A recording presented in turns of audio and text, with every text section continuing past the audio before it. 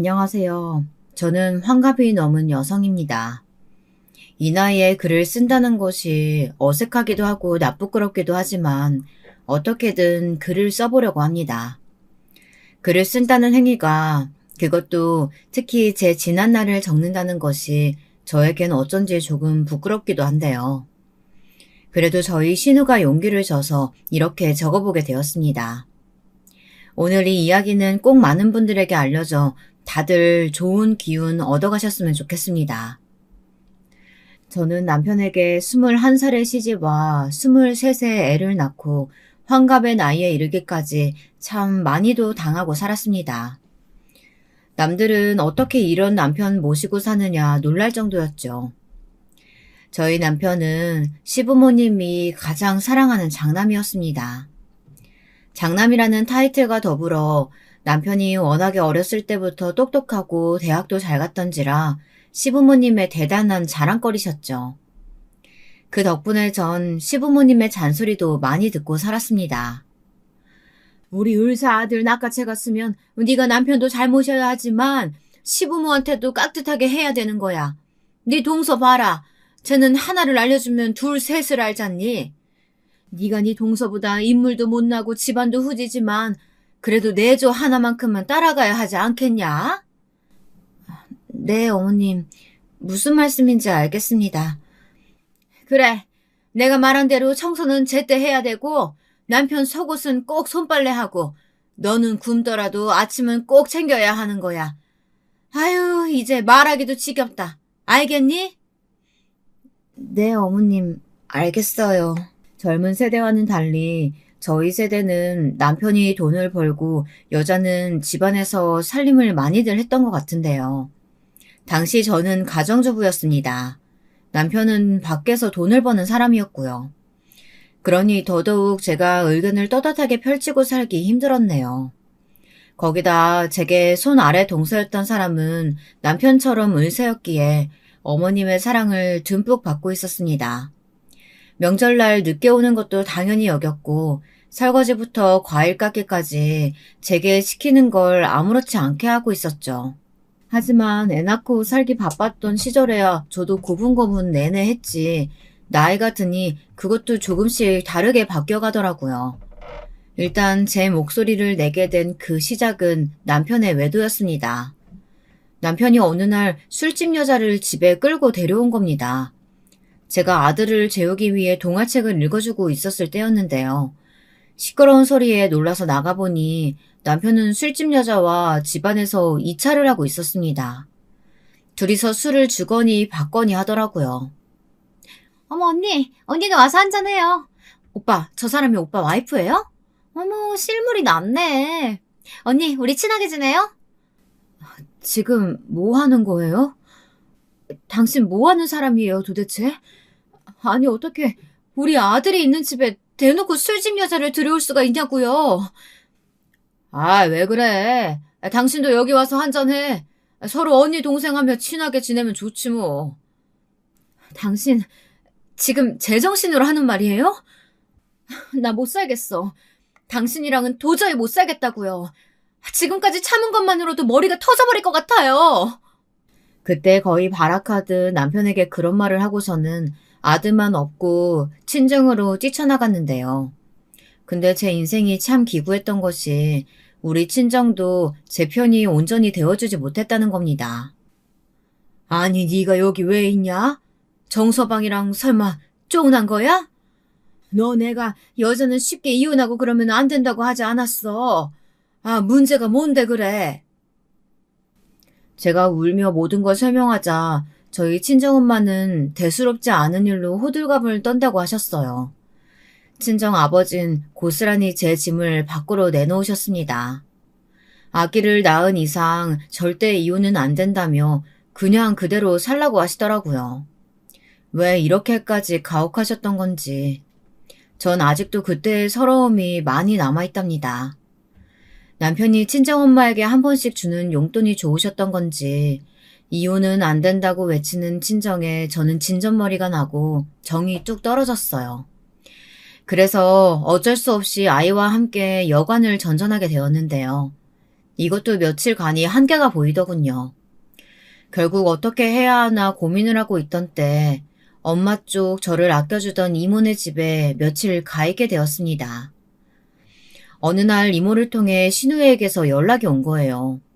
참고로 우리 신우를 말할 것 같으면 제가 시부모님 등살에 버거워 허덕이고 있을 때 저를 도와준 유일한 사람이었어요.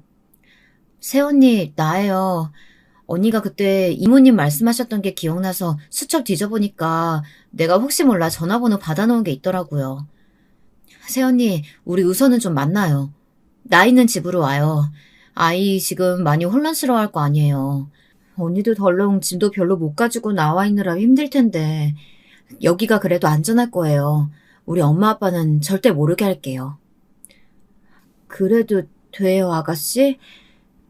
알겠어요. 그럼 나 거기로 바로 갈게요.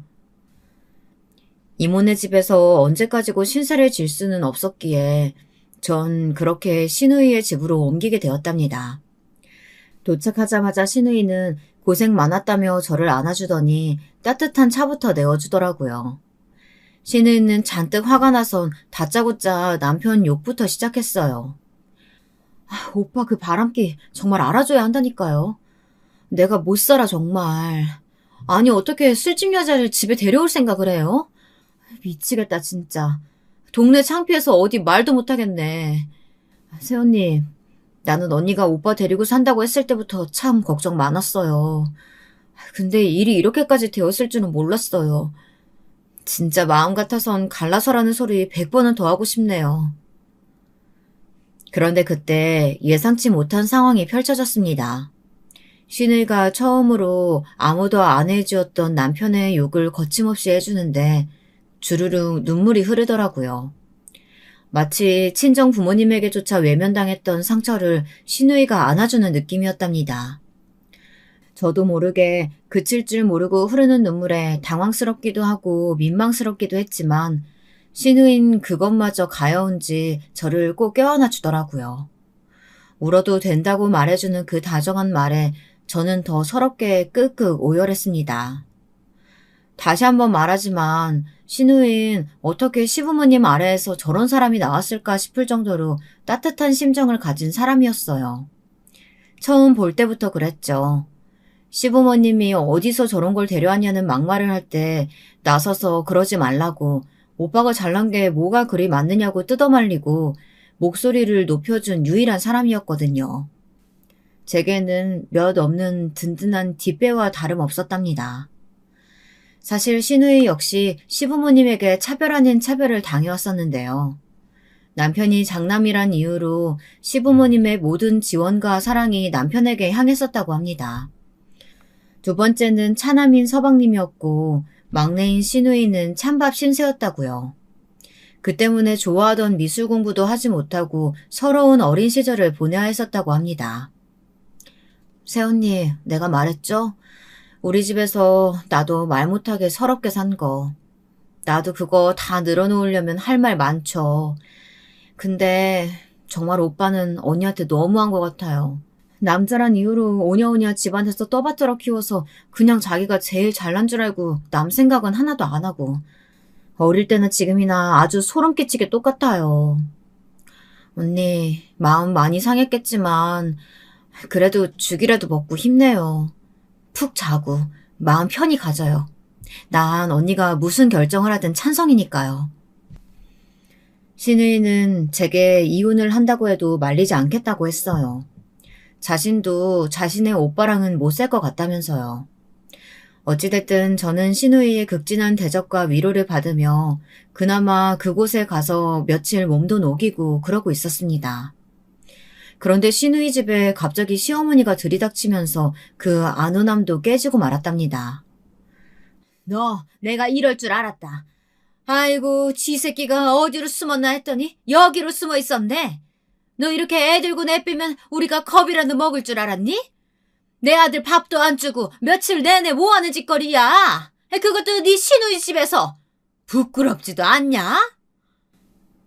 어머님. 어머님이랑 소리 집어치우고 당장 짐 싸. 엄마 그만 좀 해요. 언니가 생각이 있겠지. 그리고 오빠가 한 짓도 만만치 않더만. 그건 왜 말도 안 꺼내는 건데요.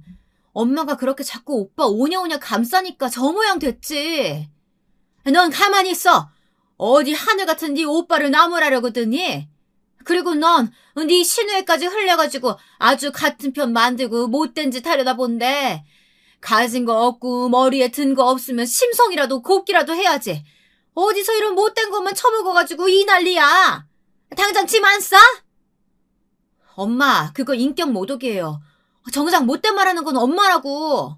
신우이는 안달난 얼굴이었고 붉게 상기된 얼굴로 시어머니에게 또 한마디 쏘아붙일 준비를 하고 있었습니다.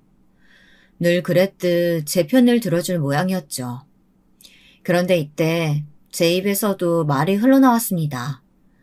주눅 들고 그저 내내하며 수동적으로 대처했던 과거와는 달리 신우가 있어서 그랬는지 갑자기 용기가 솟더라고요. 그간 당해왔던 시집살이에 별것도 아닌 걸로 잡는 온갖 트집과 구박, 명절날 새벽에 오지 않았던 이유 하나만으로 3시간 동안이나 무릎을 꿇고 있어야 했던 것. 세세한 기억들이 하나하나 떠오르자 이혼을 하는 한이 있더라도 말해야겠다는 생각이 들었습니다. 입에 꿀 쳐발랐니? 말을 해봐라. 하기야, 네가 무슨 말을 하겠니? 어머니, 저 이혼하겠습니다. 그이 술집으로 놔두는 것도 모자라서 아예 술집 여자까지 데리고 와서 집에 앉히는데 저는 못 참겠어요. 어머님은 제가 가진 것도 머리에 든 것도 없다고 하시는데 제 눈엔 그 사람이야말로 그래요. 우리 아이가 허구한 날 밖으로 놔두면서 여자나 밝히는 그 사람한테 뭘 배우고 자랄지도 모르겠고요. 네, 욕하시려면 하세요. 근데 어차피 남편에게 이혼 유책 사유 있으니까 전 애 데리고 나가겠습니다. 정말이지 속이 뻥 뚫리는 기분이었습니다. 떨리는 목소리로 내뱉은 의견에 처음으로 속이 뚫리는 황홀함을 느꼈고 뒤에서 신우는 방긋 미소를 지으며 잘하고 있다는 말을 입모양으로 외치고 있었습니다. 시어머니는 의외로 제가 그렇게 당당하게 나올 걸 예상하지 못했는지 약간 얼떨떨해 하시더군요. 늘 제 앞에서 당당하셨던 분이 말 못하는 사람처럼 입을 꾹 다물고 있는 건 처음 보는 광경이었습니다. 그래서 더 고소했어요. 아마도 버릇없는 며느리보다 자기 아들 꼬리표에 이혼남이란 게 붙는 게 더 싫으셨던 것 같습니다. 시부모님은 다른 사람의 시선을 무척이나 신경 쓰는 편이었거든요. 두 분 다 교회를 다니시며 중요한 직책을 맡고 계시다고 하셨고 동네 사정도 이모저모 잘 아시는 편이었습니다. 그러니 더 남들 평가에 예민하셨겠죠. 거기다 시부모님은 동네에서 오랫동안 한 가게를 운영하고 계셨기에 동네 아주머님들의 모임이 시부모님 가게에서 곧잘 열리곤 했었습니다. 저도 인사할 기회가 몇 번 있긴 했었는데 인사를 할 때마다 아, 예, 우리 첫째 며느리 하고는 별다른 말이 없었습니다. 동네 아주머니들이 저를 더 반가워하시곤 했죠. 그러다 어쩔 땐 가게에서 내쫓듯 집에 보내려고 해서 당황스러울 때도 있었습니다. 어머니, 저 반찬통 가지러 왔는데요. 그래, 거기 놔두고 빨리 가라. 뭐하고 계속 거기 서 있어? 이제 손님들 올 텐데. 너는 얼른 가서 네 일 봐. 네. 아이고, 거기 있으면 내가 또 누구한테 제 소개를 해야 되는데 저리도 눈치가 없나. 나중에 혼잣말로 저렇게 속삭이시는 걸 듣는데 가슴이 무너지듯 아파왔죠. 내가 그렇게 창피한 존재인가. 속상해서 그날은 못 먹는 소주를 벌컥벌컥 들이키며 울분을 삭혔습니다. 어찌됐든 시어머니에게 시원하게 할 말을 쏟아내고 나니 서러웠던 기억도 생각나며 아주 후련하더라고요. 너 지금 나한테 대드는 거니? 참... 그렇게 시어머니가 이 말씀을 남기고 시누이 집 밖으로 나갔을 땐 저와 시누이 둘 다 누가 먼저랄 것도 없이 방긋 웃었습니다. 그날 이후 시어머니의 시집살이가 줄어들었냐고요? 그랬다면 좋았겠지만 그러진 않았습니다. 다만 잡힌 게 하나 있다면 남편의 바람기였죠.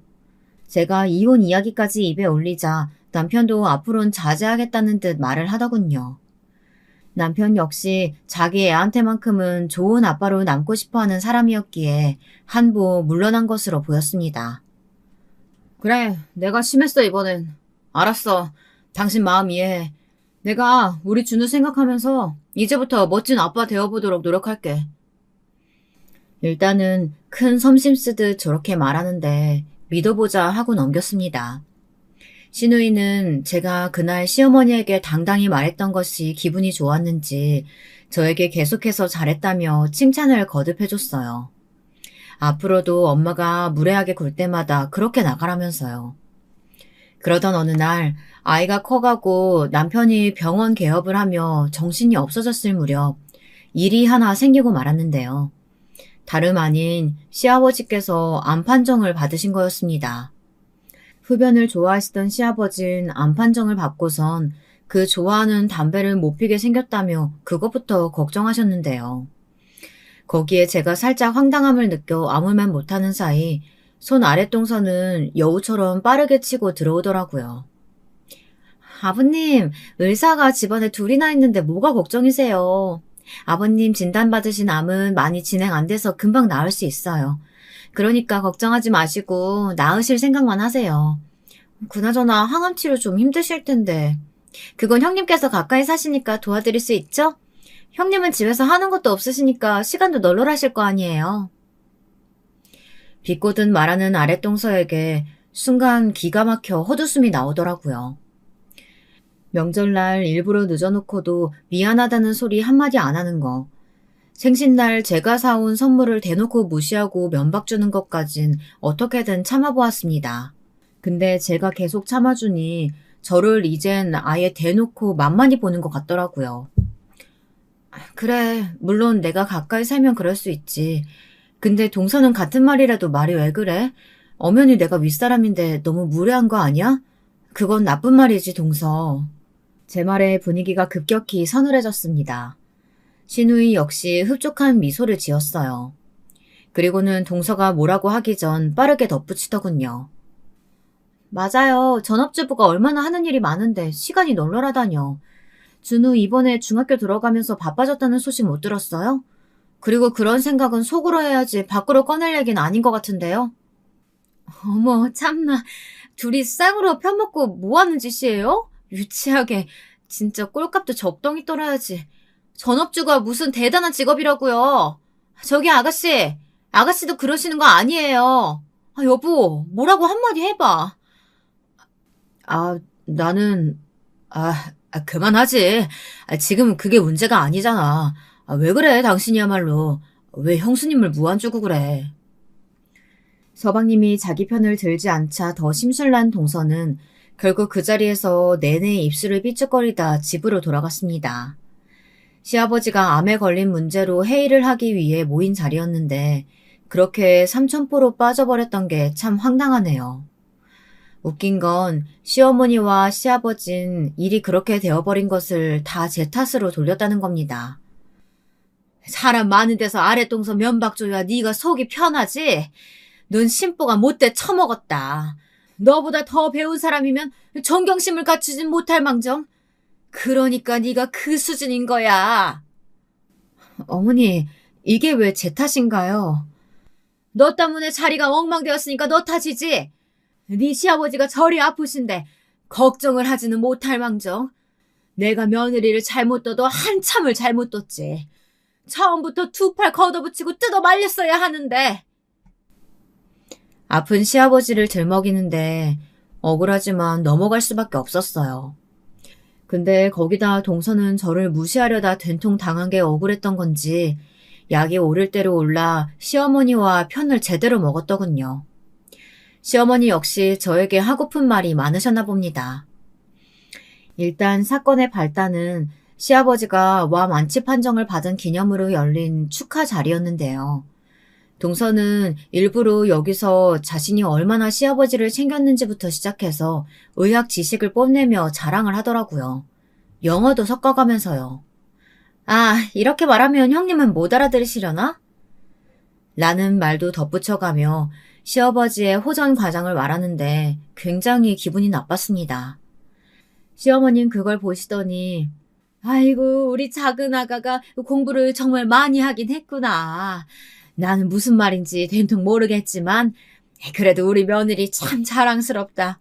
우리 장남도 그렇고 다들 고생 많았다. 네 시아버지가 복이 많아. 똑똑한 며느리 뒀으니까. 여기서 말하는 똑똑한 며느리엔 절대 제가 해당이 안 되겠죠. 어머님의 남편 편에 둘째 며느리 편에는 정말이지 대단했습니다.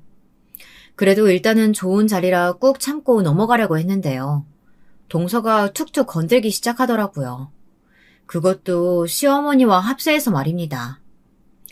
아니 근데 형님은 요즘 집에 계시면서 뭐 하세요? 학원 보내시고 적적하실 거 아니에요. 뭐 책이라도 읽으세요? 책 읽는데 그건 왜 물어 동서? 아, 그럼 형님한테 책 선물해드려야겠네요. 저희 아이 공부하는 거 보니까 형님 수준에 딱 맞는 책들이 여러 권 있어서요. 실력 향상에 도움될 것 같아요. 제가 공부할 수 있는 수첩이랑 몇 가지 같이 드리려고 가져왔어요. 대단히 선심 쓰듯 말하며 싱긋 웃는 동서의 말에 안 받겠다는 말로 받아치고 싶었어요. 그런데 동서는 제 말이 끝나기도 전 자신의 명품 가방에서 뭔가를 꺼내더라고요. 책은 모두 어린이 도서였고 심지어 수첩도 아이들이 쓸 법한 줄이 넓은 노트였습니다. 여기에 시어머니가 콧방귀를 끼시며 거드시는 겁니다. 아이고 이런 거 줘봤자 얘는 안 읽어. 활자라면 어질어질할 텐데 뭐하러 주니 주길. 돈 아깝게. 그냥 불우이웃 돕기 이런 데다가 넘겨버려라. 아니 그나저나 근데 큰애 너는 옷이 그게 뭐냐? 시장에서 산 옷도 아니고 왜 이렇게 촌스러워? 우리 둘째 아가 옷 입는 거 보면 뭐 느끼는 거 없냐? 저렇게 귀티나게 입고 돌아다니는데 형님으로서 창피스럽지도 않냐고. 아유 엄마 또 그러신다. 그만하라니까. 그나마 생각에 있는 서방님이 나서려는데 여기서 저의 구원투수가 등장했습니다. 갑자기 버럭 누가 소리를 질렀습니다. 우리 시누이였죠. 시누이는 이 광경을 보다 못 참겠는지 절 대신에 질러버렸어요. 덕분에 우리 시어머니가 귀가 아주 새빨개지셨죠. 아니 엄마, 왜 새언니한테 인신공격에 비하 발언이야? 너무 유치하다고 생각하지 않아요? 그리고 왜 사사건건 같은 며느리들끼리 비교해가면서 한 사람을 깎아내리는 건데. 엄마, 그거 엄마 얼굴에 먹칠하는 거야. 아주 교양 없는 짓이라고. 뭐야? 이게? 너 아주 기집애가 못하는 말이 없어. 내가 너한테 얼마나 지원해줬는지 말하려고? 엄마가 솔직히 날 무슨 사랑으로 키웠어. 그냥 대충 키웠지. 오빠들이랑 비교당하면서 내가 잘하는 내내 질려버렸어. 진절머리가 난다고. 그러니까 우리 새언니한텐 그러지 마. 제발 똑같은 실수 그만하라고. 아이고, 저게 다 키워놨더니 부모한테 말하는 꼬라지 악어는? 시어머니는 황당한 얼굴로 시누이를 쳐다봤고 시누이는 당차게 저를 쳐다봤습니다. 저는 그것을 신호로 여기고 시누이를 따라 나가버렸죠. 사실상 자리가 자리이니만큼 남겨진 시아버지에겐 죄송스럽긴 했어요. 하지만 그땐 그런 것도 상관이 없을 만큼 감정이 너무 고무되어 있었습니다.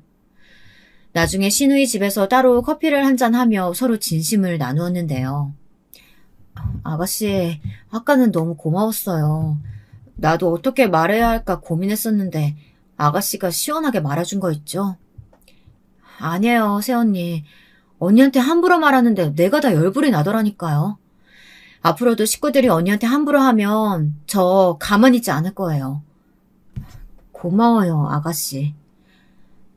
근데 새언니, 사실 말할 게 있어요. 아까 식구들 앞에서 말하려고 했었는데 갑자기 일이 터지는 바람에 말 못했어요. 사실 만나는 남자가 있는데 결혼을 하고 싶어요. 언니가 먼저 봐줄 수 있어요? 놀랍게도 시누이에겐 만나는 남자가 있더라고요. 사실 시누이는 그 당시로 치면 노처녀였어요. 당시엔 20대면 시집을 가는 경우가 많았는데 신우이가 시집을 못 가고 있었거든요. 그래서 내심 시부모님도 걱정이 많았고 저도 얼른 짝을 찾길 바라는 마음이었어요. 근데 드디어 찾았다니 너무 기대가 되더라고요. 저는 약속을 잡고 얼른 만나자고 했답니다. 하지만 일이 그렇게 될 줄 어떻게 감히 누가 예측할 수 있었을까요?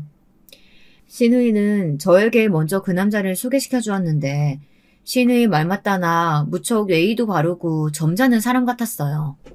차분하고 허영심도 없고 대기업 연구직에 종사하고 있어 비전도 있었어요. 신우이보다 5살 연상의 남자였는데 나이가 많아서 그런지 연륜에서 나오는 성숙함도 한몫했습니다. 저는 만나보고 나서 안심이 되었어요. 아가씨 정말 괜찮은 분 같아요. 시댁 식구들한테 소개해도 될 것 같아요. 그나저나 너무 다행이에요. 아가씨랑 너무 잘 어울려요. 정말요? 새언니가 그렇게 말해주니까 안심돼요. 그럼 얼른 날짜 잡고 다 같이 만나요. 역시 언니 보여주길 잘했다. 신우이는 제 말에 소녀처럼 볼을 발그레하게 물들이며 무척 좋아했답니다. 그리고 실제로 시부모님에게 소개를 시켜주었을 때도 분위기가 괜찮았답니다. 일단 시어머니는 노처녀인 딸을 엄한 놈에게만 보내지 않으면 된다는 주의셨기에 쉽게 허락을 할 기세였어요. 오히려 기대 이상의 조건에 놀란 눈치이기도 하셨고요. 신우이가 데려온 남자는 집안도 굉장히 좋았거든요. 이름만 대면 알만한 정치인도 있었고요. 제가 봐도 흠이 없어 보이는 신랑감이었습니다. 특히나 성격 좋고 다정다감한 신우이의 짝이라면요. 그런데 그러던 어느 날 결혼식을 앞두고 드디어 웨딩드레스 입을 날만 기대하고 있던 신우이에게서 다급한 전화가 걸려왔습니다. 아직도 이날을 잊을 수가 없네요. 언니, 어떡하면 좋아요? 아가씨, 왜 그래요? 네? 말을 해봐요, 아가씨. 어떡해요? 나 어떡해요? 신우이는 이 말만 남기고 엉엉 울었습니다. 무슨 일이지 싶어 놀라 전화통을 붙잡고 몇 번을 물어도 계속 미친 듯이 울어제끼기만 할 뿐이었습니다. 그래서 일단은 남편과 함께 차를 타고 신우이 집으로 갔는데요. 거기에도 신우이는 없었어요. 혼비백산이 된 시어머니가 달려와 소식을 전해주었는데 알고 보니 신우이 남편 될 그 남성분께서 교통사고를 당하셨고 중환자실에 있다는 것이었습니다. 신우이는 그 마지막을 지켜보고 있었고요. 저 역시 의식이 깨어나길 간절히 기도했지만 워낙 내상이 심했던지라 끝내 그 남자분은 결혼식장에 나타나지 못했습니다. 신우이가 그토록 꿈꾸던 결혼은 모두 물거품이 되었어요. 그리고 우리 신우는 하루아침에 사랑하는 남자를 잃어버리고 말았죠. 언니, 나 죽을 것 같아요. 그 사람 따라가고 싶어요. 안 돼요, 아가씨. 안 돼요. 그냥 죽어버리고 싶어요. 나 좀 죽여줘요. 신우이는 장례를 치르며 무척이나 힘들어했고 그 후도 마찬가지였어요. 정신을 놓는 일이 많았고 직장도 그만둔 채 집안에만 틀어박혀 술을 찾았습니다. 남편은 그런 신우이를 보며 정신 좀 차리라고 쏘아붙이다가 그만은 애정은 없었는지 잔소리도 관뒀어요. 저만이 혹여나 잘못될까 싶어 신우이 곁에 남았죠. 언니, 미안해요. 내가 나약해서. 아니에요, 미안하긴. 근데 아가씨, 나쁜 생각하면 안 돼요. 우린 어떻게든 살아야 돼요. 힘들지만 일단은 그래야 돼요. 나야말로 미안해요. 이런 말밖에 못해서. 그런 말을 주고받다 저희 둘 다 눈물에 흠뻑 젖어 서로를 끌어안고 우는 날이 많았습니다. 너무 갑작스레 사랑하는 남자를 잃고 힘들어하는 신우를 보니 마음이 아팠어요. 결국 저는 한 가지 큰 결심을 했어요. 신우이를 외국에 보내기로요. 일단 신우이가 계속 한국 땅에 있으면 제대로 된 삶을 살 수 없을 것 같았고 미래도 없어 보였어요. 계속 그 남자가 생각이 날 테니까요. 이미 외국계 기업에 다니고 있었고 외국어도 잘하는 신우였기에 저는 조심스럽게 제안했습니다. 신우이는 고민을 하더니 눈물로 고개를 끄덕였어요. 고마워요, 언니. 공항에 이렇게 배웅도 해주고. 나 언니 없이 잘 살 수 있을지 모르겠지만 연락 자주 할게요. 언니 잘 살고 있어요. 알았죠? 오빠가 속삭이면 바로 말하고요. 네, 아가씨. 알겠어요. 아가씨 걱정만 해요. 내 걱정은 하지 말고. 공항에서 신우이를 바래다주며 저희는 이런 간단한 대화를 나눴어요. 신우이가 떠나고 난 후엔 저도 사실 마음이 적적했답니다. 한국에 있을 땐 언제든 자유롭게 만나고 커피도 한잔하고 목욕탕도 가며 수다를 떨곤 했는데 아주 가까운 친구 한 명을 멀리 보내는 것 같았거든요. 그런데 어느새 아들을 대학 보내고 저도 나름대로 살궁리를 하느라 신우이를 점점 잊게 되었어요. 잊었다는 표현보단 잊으려 노력했다는 표현이 맞았겠죠. 신우이는 미국이란 먼 곳으로 간 후엔 연락이 잘 되지 않았거든요. 그곳에서 좋아하는 미술 공부를 하며 새로운 인생을 설계하고 있다는 메시지가 오곤 했는데 그 외의 소식은 잘 몰랐습니다. 잘 살고 있는 걸까? 왜 연락이 없을까? 분명 연락한다고 했는데. 아니야, 잘 살고 있는 거겠지. 무소식이 희소식이라잖아. 무소식이 희소식이라 생각하며 스스로 애써 마음을 추스리곤 했네요. 그 사이 저는 남편과 함께 지금까지와는 완전히 다른 행보를 걷게 되었어요. 회사를 하나 설립하게 되었는데요. 전업주부의 반전이라면 반전이었네요. 남편이 벌고 제가 지금껏 저축한 돈으로 남편이 먼저 사업을 하자고 제안했어요. 물론 내가 의사이기도 하고 노후는 문제 없지만 나는 이제 더 큰 뜻을 펼치고 싶어. 의사 생활은 너무 오래 와서 지겨워. 동네에서 매일 똑같은 자리에서 환자 보는 거 더는 그만하고 싶어. 그래요? 당신 뜻이 그렇게 확고하다면 말리진 않겠는데 무슨 사업인데요? 나 의료기기 사업할 거야. 그리고 당신도 함께 해줬으면 좋겠어. 믿을 만한 사람이 필요해.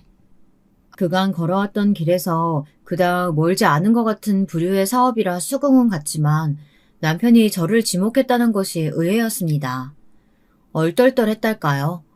남편과 저 사이엔 아들이 아니면 끊이랄 게 없었는데 의외로 나를 믿고 있었다는 것이요. 일단은 남편을 믿고 시작하게 되었습니다. 남편도 저도 처음 걸어가보는 길이었기에 많이 헤맸지만 사실 지금 생각해보면 이때만큼 남편과 대화가 많았던 적도 없었습니다.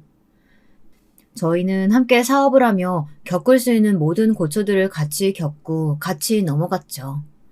그리고 한 가지 변화도 있었습니다. 참 신기하다. 당신이 밥 달라 이런 말만 할 줄 아는 사람인 줄 알았는데 이런 비즈니스 이야기를 하고 있으니까 신기해. 근데 나는 좋아요. 당신이 비록 젊은 시절 내 속을 많이 썩이긴 했지만 우리가 나이가 드니 서로 이렇게 파트너도 될 수 있고 인생 알다가도 모르겠네요. 그래 여보, 내가 지금까지 당신한테 많이 소홀했어. 인정해. 앞으로 잘할 테니까 지켜봐. 나 빈말 같은 거 하는 사람 아니야. 남편은 남편으로선 빵점, 아들에겐 그래도 중간 이상은 되는 사람이었습니다. 그렇기에 같이 살부딪히고 살았죠. 젊은 시절엔 제 속을 지지리도 썩였고요. 근데 사업을 같이 시작하고 대화가 많아지며 어쩐지 남편과 저 사이에 정이라는 게 생기는 기분이었달까요. 묘했습니다. 사업을 시작한 지 10년 차가 되어가며 어느 정도 자리를 잡았고 같은 굴곡을 넘었기에 동지애가 싹튼 것일까요? 거기다 저도 나이가 드니 쉰을 넘어가며 남편과 등산도 같이 해보고 싶고 여행도 가고 싶어졌어요. 누군가 의지할 대상이 필요했나 봐요. 그렇게 저희 부부는 주말에 한 번씩 등산도 같이 가고 동호회도 들게 되었습니다. 남편과 처음엔 이렇게 지낸다는 것이 어색하기도 하고 그랬었는데 이것도 나름 적응이 돼서 이젠 남편이 없으면 적적하더라고요. 그러다 어느 날엔 남편이 이런 말을 하더군요. 그날은 새해 첫날, 떠오르는 해를 함께 보고 있었습니다. 지난 날을 생각하면 후회되는 게 참 많아. 특히 당신한테 못한 거 말이야. 내가 을사란 이유 하나만으로 당신 무시하고 매번 우리 어머니 편만 든 거. 그거 정말 후회해. 나는 내 동생보다도 못했던 것 같아. 미안해. 묵직하지만 진심이 담겨진 한마디에 저도 모르게 눈물이 고였습니다. 그 눈물이 주르륵 떨어지는 것도 모른 채로요. 전 이때 이로써 진정한 부부 사이가 되었다 생각했습니다. 그런데 말이죠. 인생은 참 반전의 반전, 드라마보다 더한 것이 인생이더라고요. 남편의 사업이 안전궤도에 완전히 들어섰다고 생각했을 때 생각지도 못한 투자 실패로 망한 것입니다. 처음엔 믿을 수가 없었는데요. 이것이 현실이었어요. 사업이라는 게 그렇더군요. 호시절엔 그토록 여유를 누리다가 나쁜 시절이 되니 처참하게 비참해지는 그런 것이요. 많은 위험을 떠안고 시작한 사업이었지만 갑자기 이렇게 되니 저도 남편도 너무 당황스럽고 무서웠습니다. 게다가 저희 부부가 신을 넘긴 나이에 이런 일이 터졌으니까요. 여보, 어떡하면 좋아요? 노후 대책이고 뭐고 다 무너져 버렸잖아요. 우리 어떻게 살아가냐고요. 아, 나도 몰라. 왜 그걸 나한테 물어봐? 아이, 진짜 재수없게. 가서 술이나 사와. 여기서 징징거리지 말고. 듣기 싫어 죽겠으니까. 뭐라고요? 당신은 지금 그런 말이 나와요? 아유, 진짜 대책 없는 사람이네. 당신, 이 상황이면 당신도 발벗고 나서서 뭐라도 할 생각을 해야죠. 하긴 뭐래, 어차피 망했는데. 이왕 망한 거 그냥 이렇게 살다 뒤지는 수밖에 없다고. 속상한 마음은 이해하지만 정도가 지나쳤어요. 남편은 의사였고 의사로서 일을 할 수도 있었지만 술독에만 빠져 지냈습니다. 속이 바짝바짝 타들어갔습니다. 매일 절망의 연속이었어요. 할 수만 있다면 저도 매일 술만 마시고 정신을 잃고 싶은 심정이었답니다. 하지만 이때 너무도 다행스럽게 위기를 극복하게 해준 건 바로 저희 아들이었어요. 언제 어른이 된 건지 아들이 나서서 하나하나 사업을 정리해 나가더라고요. 엄마, 내가 처리할 수 있는 건 다 해놓을 테니까 일단은 좀 쉬고 계세요. 아버지도 많이 힘들어 보여요. 아들은 다행히 경영학을 전공하고 자기 회사를 꾸려나갔던 것을 바탕으로 저와 남편의 회사를 차분히 정리해 나갔어요.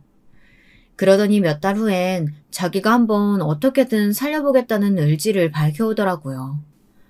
아니, 어떻게 하겠다는 거야. 얘야, 그러지 마라. 우린 지금 이 빚도 감당하기 어려워. 엄마, 자신이 있어서 말씀드리는 거예요. 저 믿어보세요. 아들의 말엔 확신이 가득 차 있었습니다. 총명하게 반짝거리는 아들의 눈빛을 보니 저도 모르게 스르르 몸에 힘이 풀렸죠. 그때까지도 남편은 집안 돌아가는 꼴에 관심도 없었습니다. 아들이 뭘 하고 있는지도 몰랐어요. 그리고 몇 년 후 어떤 결과로 돌아왔는지 들으신다면 깜짝 놀라실 겁니다. 아들이 저와 남편이 일군 회사를 전성기였을 때보다 더 큰 좋은 회사로 돌려놓은 것이었어요. 세상에, 어떻게 이런 일이 있다니? 나는 믿을 수가 없구나. 회사 로비에서 엉엉 우는 저를 다 큰 아들이 힘껏 껴안아 주었습니다. 그리고 남편 역시 정신이 돌아와서는 미안했다며 중얼거리더군요. 초라한 노인의 모양새가 되어 그러는데 우리 아들은 남편의 무책임했던 행동도 용서해 주었답니다. 그런데 이때부터 남편의 주접이 시작되었어요. 남편이 갑자기 아들에게 용돈을 요구하고 나서는 겁니다. 회사가 잘 굴러가는 것 같고 자기도 이제 살 것 같으니 사치를 부리고 싶었던 모양이에요. 너도 알다시피 부모가 나이 들면 자식이 어느 정도 경제적인 부분을 지원해줘야 하는 거야. 알지? 내가 많이 바라진 않는다. 한 달에 300 정도면 충분할 것 같구나. 어머나 세상에, 이 양반이 미쳤나? 아니다. 잘못 들은 걸로 해라. 무슨 말이에요? 그게 300이라니. 우리의 그 망해가던 회사 살리고 길거리에 나 앉을 뻔했던 우리 데리고 사라졌던 거 곳에 다 잊은 거예요? 그러니까 당신은 참 문제야. 왜 이상한 거에 토를 달아? 그렇게 생각이 없어? 가방끈이 짧으면 머리라도 잘 굴리든가 눈치라도 있어야지. 아휴. 남편은 기어코 자식이 부모를 보필하는 게 당연한 거라며 300을 요구하고 나섰어요. 안 주면 마치 길바닥에서 잠이라도 잘 것처럼요. 기가 찼죠. 제 아들과 며느리가 길거리에 나앉을 뻔한 저희를 구해주고 그렇게 다정스레 대해줬던 걸 저리 갚다니. 너무 민망스러워서 며느리 얼굴을 쳐다볼 수도 없었습니다. 여기서 끝난 것도 아니었어요. 제가 아들에게 결단코 용돈을 주지 말라고 하자 남편은 손찌검을 시작했습니다. 처음엔 물건을 던지는 것으로 시작했는데 어느 날부턴가 그 물건이 점점 제 쪽으로 향하기 시작하더라고요. 무서웠습니다. 이 나이가 되어 맞고 사는 여자가 될 줄 어떻게 알았겠나요? 당신 그만 못해요? 한 번만 더 때리면 경찰에 신고할 거예요. 어디 이따위 짓거리를 하고 있어요? 입 닥쳐! 더 맞기 싫으면!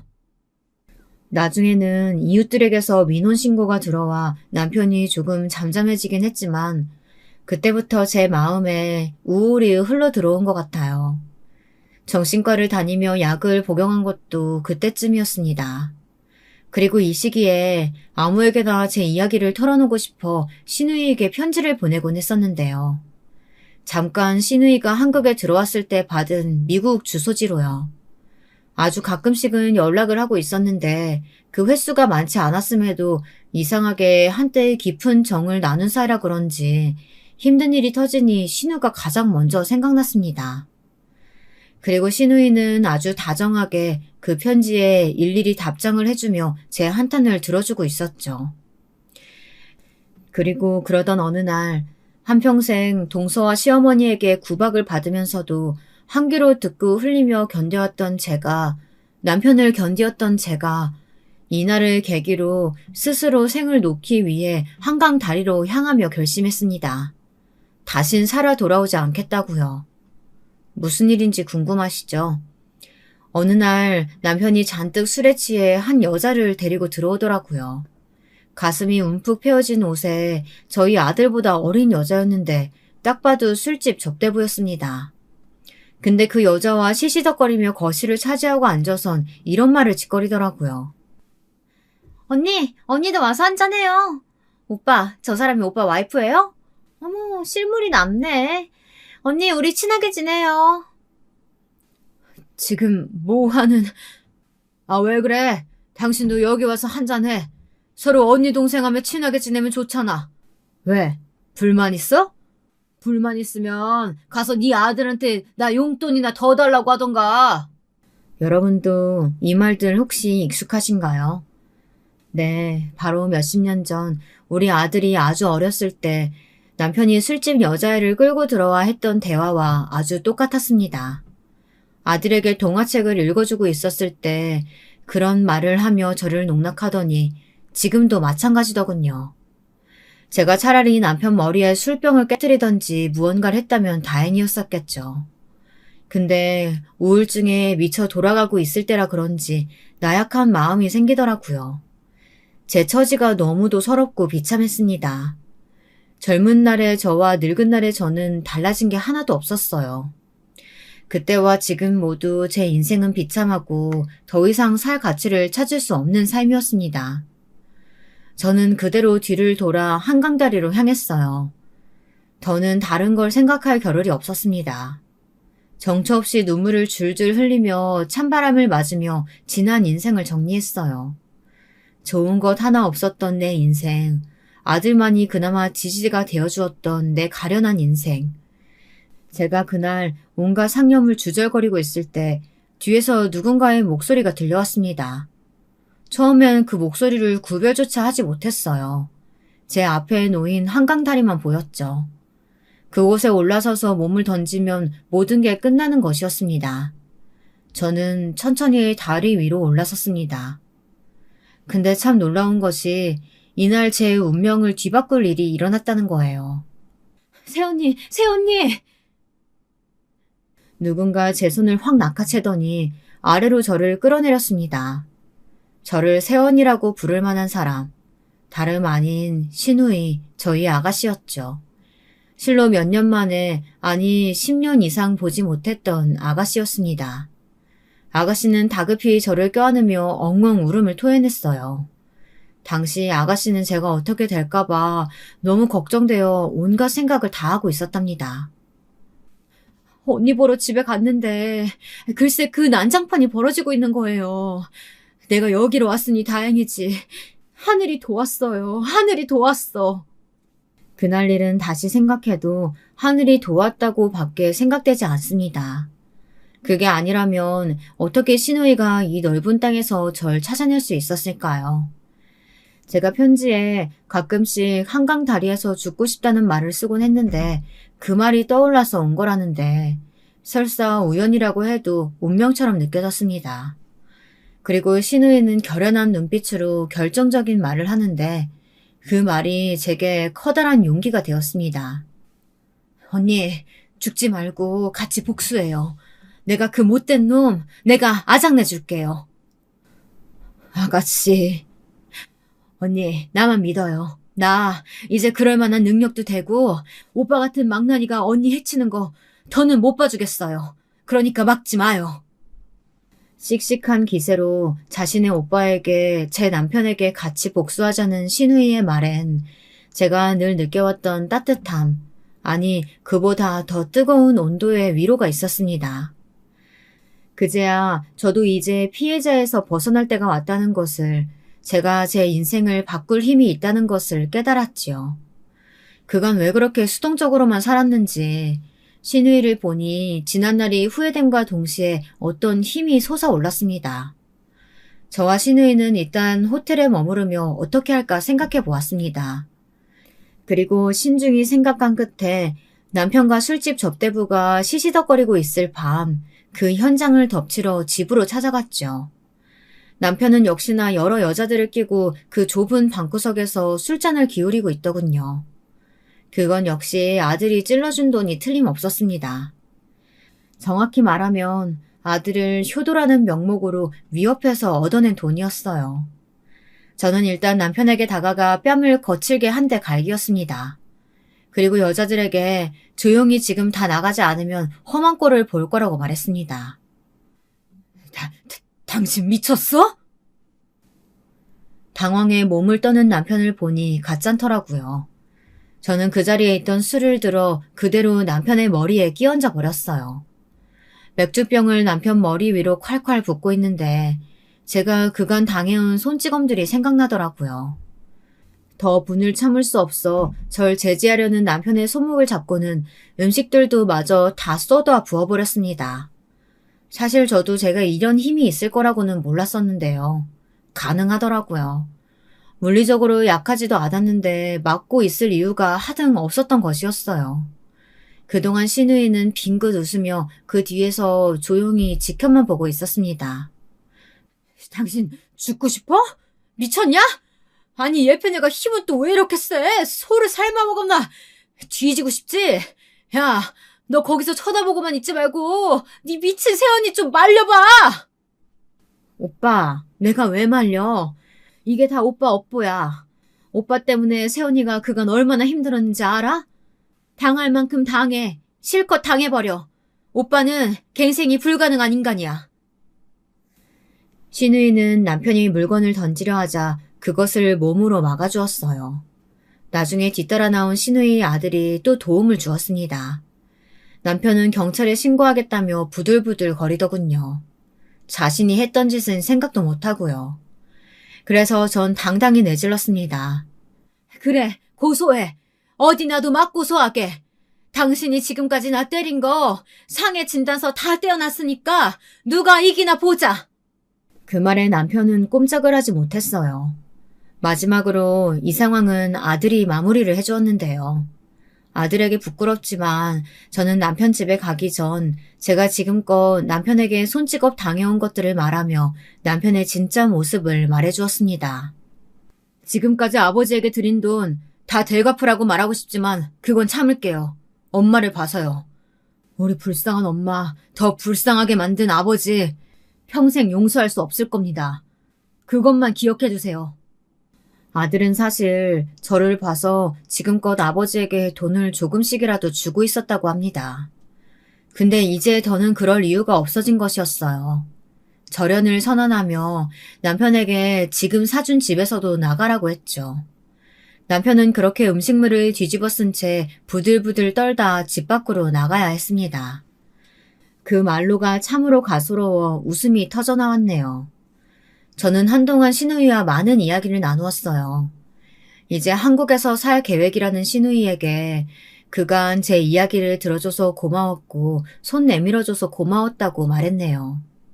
만약 시누이가 제 손을 잡아주지 않았다면, 그래서 그렇게 한강물에 몸을 던졌다면 지금 저는 이 자리에서 사연을 쓰고 있을 수도 없었겠죠. 상상만 해도 끔찍합니다.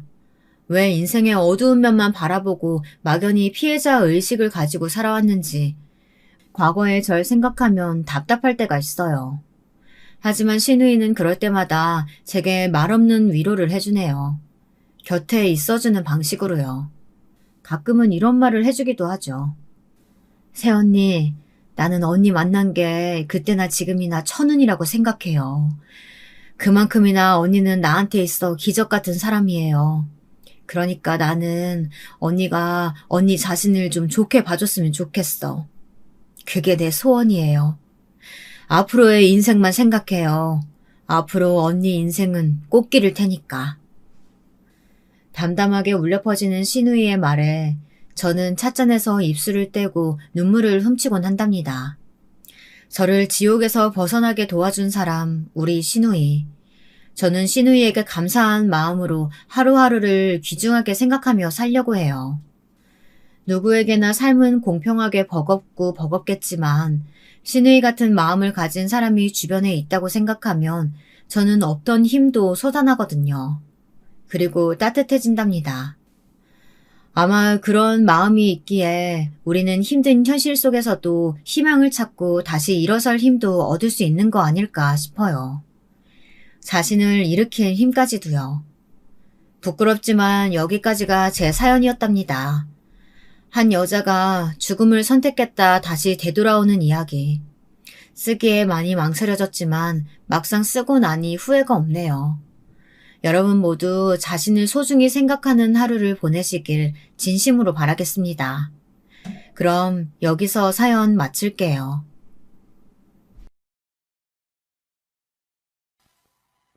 안녕하세요. 어디서부터 이야기를 써내려가야 할지 모르겠네요. 오늘은 오랜만에 커피도 마실 겸 아이 데리고 카페에 와서 노트북으로 글을 쓰게 되었어요. 먼저 제 소개를 드리자면 저는 어느새 40대 초반을 지나고 있는 아이 엄마예요. 남편과는 20대 후반에 만나 결혼을 했어요. 남편은 당시 제가 일하던 빵집 옆에 있는 회사 직원이었는데 남편이 빵돌이라 저희 빵집의 단골 손님이었거든요. 저녁을 빵으로 대신할 정도였으니 어느 정도인지 예상이 가실 거라 생각합니다. 아무튼 남편은 넉살이 좋아서 가끔 가게에 오면 사장님과도 수다를 잘 떨어 어느새 저와도 친해졌고 그렇게 두루두루 다 친하게 지내는 스타일의 사람이었는데요.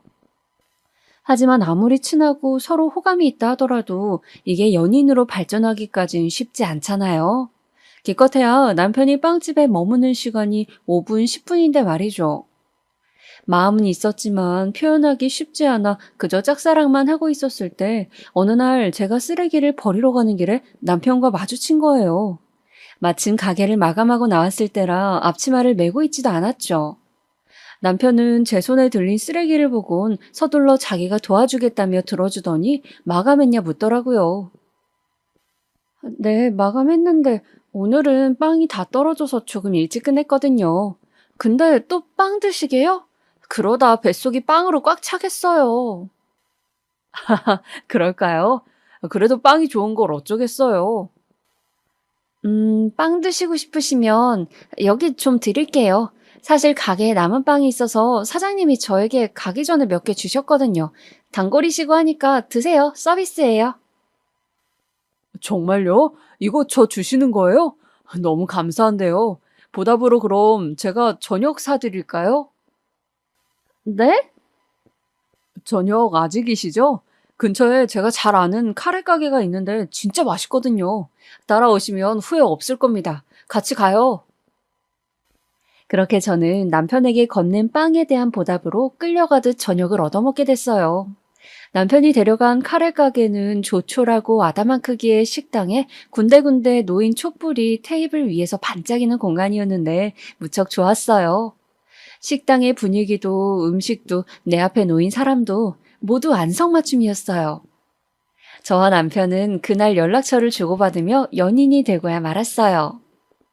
그간 쌓아왔던 마음이 폭발이라도 한 것인지 서로 누가 먼저랄 것도 없이 정신없이 데이트 약속을 잡았고 몇 번의 데이트를 거쳐가며 서로에게 확신을 가졌어요. 아마 연애했을 당시엔 나사 하나가 빠진 채 무언가에 홀렸던 것 같아요. 술에 가득 취한 상태 비슷하게 남편을 만나 연애하고 그리고 6개월도 안 되는 시간 안에 결혼까지 순식간에 흘러가 버렸으니까요. 하지만 제 결혼 소식에 우려를 가장 많이 드러냈던 사람은 친정엄마였어요. 엄마는 그간 남자친구도 잘 사귀지 않고 일만 하던 딸이 드디어 사랑하는 사람을 만났다 하자 그건 그거대로 축하해 주셨지만 더 만나보지 않고 결혼하는 것에 걱정을 표하셨어요. 미수가 다 좋은데 그래도 엄마는 조금 더 만나보고 결정했으면 좋겠는데. 아무리 그래도 1년도 안 돼 결혼하는 건 이르지 않니? 그래, 아빠 생각도 그렇다. 나이 든 사람 생각일 수도 있지만 아빠는 네가 신중했으면 좋겠다. 그 사람이 별로라는 게 아니고 만나다 보면 안 맞는 부분도 있을 수 있는데 부부가 되어 그걸 하나하나 맞추려 하다 보면 네가 힘들어질 수도 있어. 연인일 때야 헤어지면 그만이지만 결혼은 선택지가 이혼밖에 없으니까. 아마 그때 엄마와 아빠가 절 말려주신 게 어떻게 보면 하늘을 계시라고도 할 수 있겠네요. 하늘이 제 앞에 펼쳐질 고난을 미리 알고 말리려는 계시 말입니다. 저와 남편이 굉장히 다른 사람이라는 건 사실 결혼 전에도 알 수 있는 징조가 한 번 있었어요. 저는 조촐한 결혼식을 하길 바랐는데 남편은 무리하게 돈을 다 털어서라도 크고 성대하게 치르고 싶다 하더라고요. 물론 결혼식이 일생에 한 번에 있는 거니 저도 뭐 돈 들여 화려하게 하면 좋죠. 근데 저나 남편이나 모은 돈이 크지 않은데 그걸 다 털어가면서 결혼식을 해야 한다는 남편의 주장은 이해가 안 되었어요. 저기 오빠, 오빠가 말하는 결혼식 좋은데 이 예식장은 너무 비싸지 않아? 얼마 정도는 저축해야 생활비로도 쓸 텐데 이 예산이면 우리 생활비가 부족해져. 아니, 미수가 무슨 생활비 걱정을 해. 오빠가 회사 다니고 있고, 너도 어차피 아이 낳을 때까지는 계속 돈 벌 건데, 두 사람이 사지 멀쩡하고 꼬박꼬박 월급 들어오는데 무슨 걱정이야? 너 나 못 믿어? 내가 설마 뭐 결혼하면 돈 안 벌고 집에서 쉴까 봐. 아유, 아니 오빠, 난 그런 말이 아니라. 그럼 그냥 여기서 그만하자. 난 결혼식만큼은 성대하게 치르고 싶단 말이야. 사람들이 보는 시선도 있는데 여기 내 동창들도 다 와. 그중엔 의사 된 놈도 있고 회사 창업에 성공한 놈도 있어. 근데 그런 놈들 앞에서 까오죽고 싶지 않아. 미숙이 너도 여자로서 한 번 있는 결혼식인데 비싼 웨딩드레스 입고 좋은 데서 하면 좋잖아. 결국 이건 남편에게 져줬어요. 정말 져줬단 표현이 맞을 겁니다. 끝까지 우기려면 우길 수도 있었고 싸울 수도 있었지만 남편과 결혼 전부터 갈등을 만들고 싶지 않았거든요. 또 이런 생각도 있었어요. 저희 친정이 가난했기 때문에 남편이 해오는 돈에 비하면 작게 혼수만 해갈 예정이라 눈치가 보였는데 결혼식마저 크게 해버리면 그만큼 지출 비용이 크니 걱정이 되더라고요.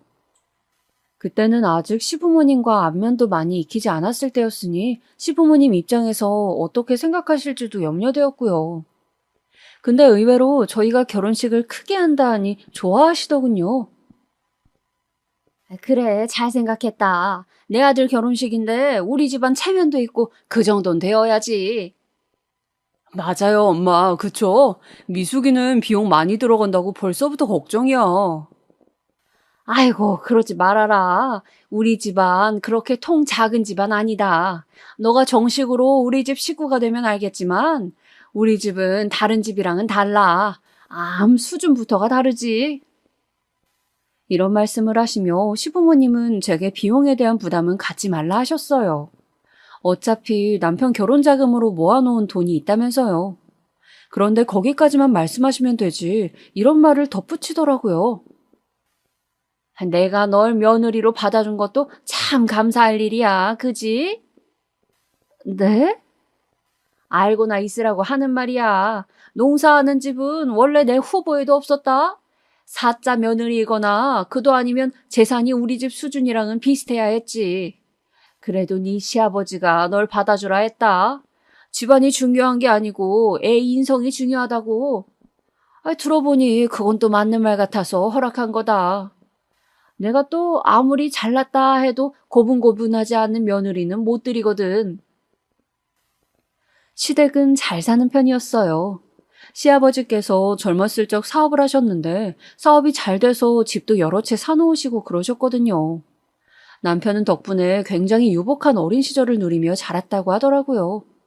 흔히 잡지에 나올 법한 정원 딸린 거대한 전원주택 있잖아요. 남편은 그런 집에서 자랐다고 하더라고요.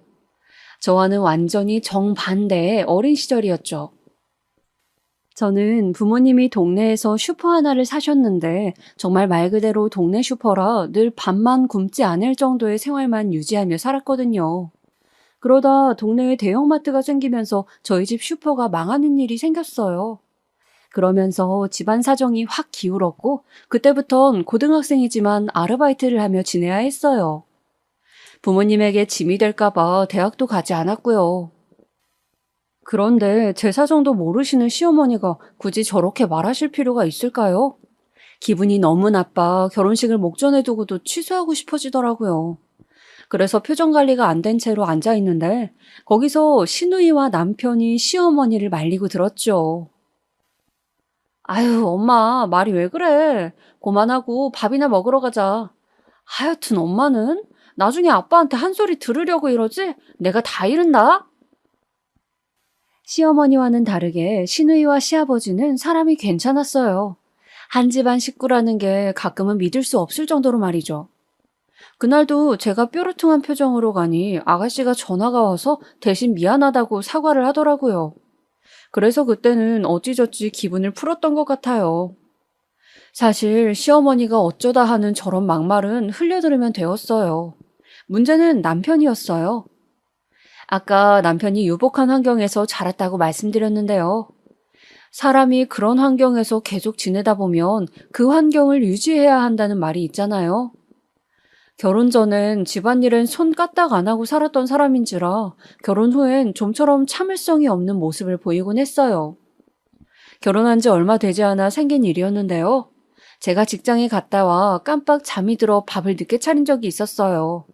근데 남편이 퇴근하고 집에 돌아오자마자 밥이 안 차려져 있다고 투정을 부리는 거예요. 여보, 왜 저녁이 없어? 내가 김치찌개 먹고 싶다고 했잖아. 미안해. 나 침대에 잠깐 눕는다는 게 잠들었나 봐. 금방 해줄게. 데피기만 하면 돼. 야, 아니 배고파 죽겠는데 이런 거 시간 맞춰 해놓으면 어디가 덧나냐? 못 해놨으면 미리 전화라도 하든가 먹고 들어오게. 그 정도 배려도 없냐? 아니 이럴 거면 너 거기 빵집 관둬. 안 다녀도 돼. 내 월급으로도 우리 살아. 여보 무슨 말이 그래. 잠깐 잠든 거 가지고 꼭 이렇게 야박하게 굴어야겠어? 야박? 야박은 무슨? 왜 사람을 쪼잔한 놈 만드냐? 투정도 아니고 거의 온갖 짜증과 분노를 저에게 쏟아내더라고요. 저도 일하는 사람이니 압니다. 회사에서 갖은 스트레스 받고 오면 가족에게 풀 때도 있죠. 근데 이런 식으로 그 정도가 지나치게 말을 하니 기분이 팍 상하더라고요. 아무리 그래도 제 직장을 가지고 그렇게 말하는 법이 어디 있나요? 마치 자기 일하는 것만 대단하다는 식으로 이야기하는데 정말 화가 나더라고요. 그래서 그날은 남편과 결국 대판 싸우고 잠에 들었습니다. 그런데 이게 하루로 끝날 일이 아니더라고요. 남편은 이후에도 제게 밥이 안 차려져 있으면 짜증을 내었고 주말에 청소만 같이 하자고 해도 피곤하다며 화를 냈어요. 언젠가는 저도 너무 화가 나 윽박을 질렀는데도 못 들은 척 이불 속에서 꼼짝도 안 하더라고요. 그리고 제가 청소를 시작하면 자기는 침대 위에서 음식을 다 흘리며 주섬주섬 밥을 먹는데 그 꼬락서니가 너무 보기 싫었네요. 그러던 어느 날 저도 남편의 만행들을 반년간 참고 참다가 말 그대로 폭발하고 말하는데요. 당신 정말 이건 아니지 않아? 나 혼자 청소하고 있잖아. 이런 식으로 할 거야? 거기다 요즘 외박과 회식도 너무 잦잖아. 우리 결혼 전에 약속했던 게 뭐였어? 서로 외박 안 하고 가정에 충실하기로 했잖아. 그 약속 다 잊은 거야? 야, 내가 뭐 얼마나 외박했다고 그러냐? 그리고 다른 거는 몰라도 일하는 거 같다 그러면 안 되지. 너처럼 최저시급 받으며 빵집에서 일하는 거랑 대기업 회사 생활이 같겠어? 나도 아주 스트레스 많은 사람이야. 나도 참으면서 다니는 거라고. 너 먹여 살리려고. 기막힌 소리 한다. 말 같은 소리를 해라. 당신이 무슨 날 먹여 살린다고 일을 해? 당신 자신을 위해 하는 거겠지. 당신 명품 사려고 일하는 거잖아. 내 입에서 꼭 이런 말까지 나와야겠어? 뭐? 너 지금 뭘 했어? 이번에 당신 가방 하나 또 샀더라? 거기에 3천만 원짜리 시계. 할부로 긁으면 내가 모를 줄 알았어? 내가 저번에 당신한테 부탁했잖아. 아니, 빌었잖아. 제발 씀씀이 좀 줄여달라고. 당신이 버는 돈으로 당신 물건 사는 거 뭐라고 하는 거 아니야. 근데 그 정도가 지나치잖아. 우리 아이 계획은 어떻게 된 건데? 우리 아이 위해서 저축하는 것도 있어야 할 거 아니야. 우리 지금 통장 만들어 놓고 한 푼도 저축 못 하고 있어. 거기다 생활비는 당신 생활비 요즘 적게 주니까 내 월급으로 다 하고 있잖아. 애는 다 알아서 잘 크게 되어 있어. 제발 오바 좀 하지 마. 그리고 생활비 부족하면 우리 엄마 아빠한테 가서 달라고 해. 아니면 내가 할게. 그럼 당신이 해, 가서. 네, 남편의 문제는 한두 가지가 아니었어요. 그중 제일 심한 게 사치였고요. 남편이 대기업 다니는 사람인데도 돈을 못 모으는 건 바로 이 사치 때문이었습니다. 남편은 쪽팔리다며 국산차는 절대 끌려하지 않았고 입고 다니는 옷도 죄다 명품이었어요. 하다못해 속옷도 어디 시장 거 사오면 이런 건 안 입는다고 할 정도였죠. 대체 사람들에게 안 보이는 것까지 왜 굳이 브랜드로 사입해야 할까요? 제 눈엔 이 모든 것들을 남편의 허영으로밖에 보이지 않았어요. 거기다 시부모님이 저희 생활비를 다달이 주시는 것도 아니었기에 제 월급으로 생활비를 꾸려나가야 할 형편이었고요. 그러니 쪼들릴 수밖에 없었죠. 다행히 제가 이렇게 한번 크게 태클을 걸자 남편도 그 다음부턴 알았어, 소비 줄이면 되잖아. 생활비 더 줄게. 하며 몇십만 원씩 더 얹어주더라고요. 아휴, 정말 이렇게까지 해야 말을 알아듣는 건지 솔직히 그때부터 남편에게 정이 뚝뚝 떨어지기 시작했어요. 근데 여기서 한술 더 뜬 게 시어머니였어요. 어느 날 시어머니가 시아버지 없으실 때 저를 시댁으로 부르시더라고요. 가자마자 시아버지가 안 보여서 물었는데 운동 가셨다 하길래 그때부터 느낌이 쎄했죠. 시어머니는 제가 미처 방석에 앉기도 전 매의 눈으로 저를 노려보시더군요. 내가 널 왜 불렀는지 아니? 네? 네가 우리 민기한테 사치한다고 그리 못살게 굴었다며? 그 말 듣고 속상해서 잠을 한숨도 못 잤다. 어머님, 그건요. 저도 참다가 말한 거예요. 이 사람 사실상 월급 대비 저축하는 게 자기 월급의 1%도 안 되어 있어요. 힘들게 일하는데 그렇게 다 써버리는 거 솔직히 아깝잖아요. 그리고 저는 아이도 생각해서 미래 대비도 해야 하니까 말한 거예요. 이래서 내가 가난한 집 며느리는 안 된다는 거였는데 그게 다 자기 품위 유집이라는 거야. 품위 유집이요? 그래, 네가 그걸 알리 모르겠지만 내가 그렇게 가르쳤어. 품위는 돈에서 나오는 거니까 돈 아끼지 말고 쓰라고. 난 우리 아들이 어렸을 때도 용돈 절대 적게 준 적이 없어. 네 시아버지 때문에 나중에야 어쩔 수 없이 줄였지. 내가 몰래라도 돈 쥐어주며 마음껏 쓰라 그랬다. 돈 있어 좋은 게 뭐니? 풍족하고 넉넉하게 살 수 있다는 거 아니니? 남한테 아쉬운 소리 안 해도 된다는 거 아니야. 그게 다 내 아들 품위 지켜주려 그런 거야. 아, 어머님, 무슨 말씀인진 알겠는데요. 그건 남편이 어렸을 적 이야기고요. 지금은 가정을 꾸리고 살고 있는 이상 남편도 아끼고 살 필요가 있다고 생각해요. 솔직히 꼭 돈 있는 걸 티내고 다녀야 품위 있어 보이는 건 아니잖아요. 만약에 어머님께서 그 품위 유지비 꼭 필요하시다 생각하시면 저희에게 생활비를 주시든가요. 그럴 수 있으세요? 뭐야? 나한테 니들 쓸 돈을 달라고? 얘 웃긴다. 거기다 너는 나한테 이미 받은 게 있지 않니? 뭘 눈을 동그랗게 뜨고 있어? 신혼집? 내가 해준 신혼집에 살자니. 그것만으로도 니네 돈이 저축됐을 거 아니야, 안 그래? 아니, 왜 집안에서 큰 소리가 나는 게야? 아이고, 우리 며느라가 왔구나. 근데 생각해볼수록 화가 나더군요.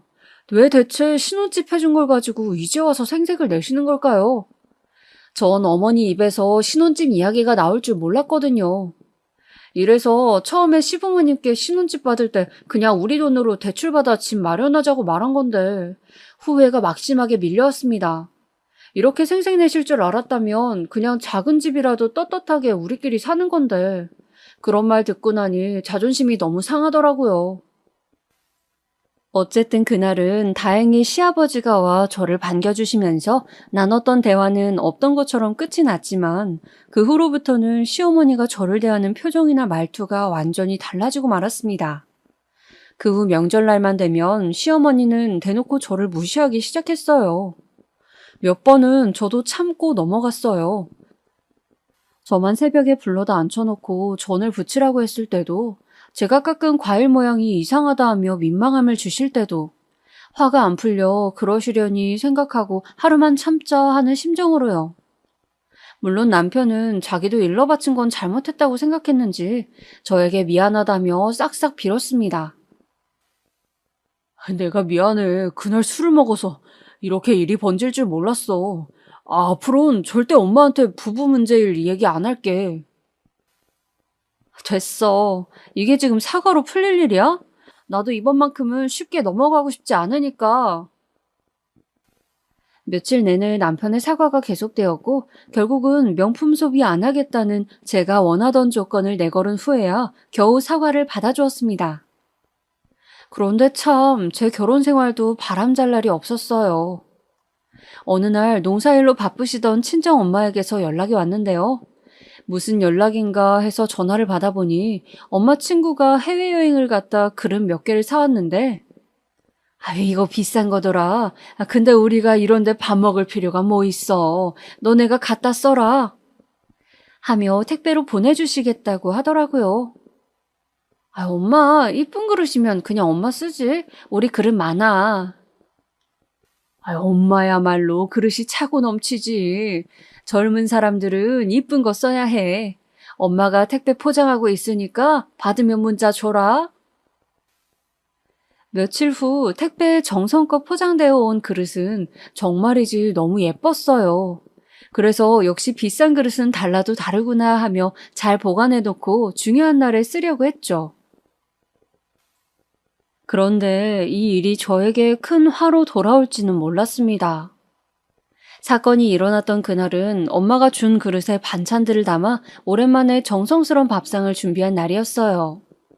마침 남편 생일이기도 했고 오랜만에 부부관계도 회복해보고 싶었고요.